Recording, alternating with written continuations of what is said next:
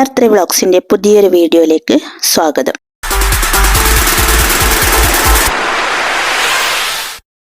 ചക്ക ഉപയോഗിച്ചിട്ടാണ് ഇന്നത്തെ ഐറ്റം. നമ്മൾ സാധാരണ പഴംപൊരിയൊക്കെ ഉണ്ടാക്കുന്ന രീതിയിൽ ചക്ക പൊരിച്ചതാണ് ഉണ്ടാക്കുന്നത്. ആദ്യം തന്നെ കുറച്ച് മൈദ എടുക്കുന്നത്. ഇതിൻ്റെ അകത്തേക്ക് കുറച്ച് ഉപ്പ് ചേർത്ത് കൊടുക്കാം. പിന്നെ മധുരത്തിന് ആവശ്യമായ പഞ്ചസാരയും കൂടി ചേർക്കുന്നുണ്ട്. ചെറിയൊരു കളറിന് വേണ്ടിയിട്ട് കുറച്ച് മഞ്ഞൾപ്പൊടിയും കൂടി ചേർക്കുന്നുണ്ട്. ഇനി ഇതെല്ലാം ഒന്ന് നന്നായിട്ട് മിക്സ് ചെയ്യണം. ഇനി ഇതിലേക്ക് കുറച്ച് മാത്രം വെള്ളം ചേർത്തിട്ട് ഇതൊരു കുഴമ്പ് രൂപത്തിൽ ആക്കിയെടുക്കണം. അധികമൊന്നും വെള്ളം ചേർക്കേണ്ട ആവശ്യമില്ല.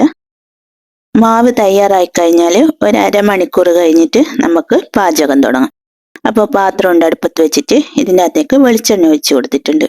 ഇനി വെളിച്ചെണ്ണ ഒന്ന് ചൂടായി കഴിയുന്നേരം നമ്മൾ നേരത്തെ തയ്യാറാക്കി വെച്ച മാവിലേക്ക് ചക്ക ഇട്ടിട്ട് ഇത് നേരെ വെളിച്ചെണ്ണയിലേക്ക് ഇട്ട് കൊടുക്കാം.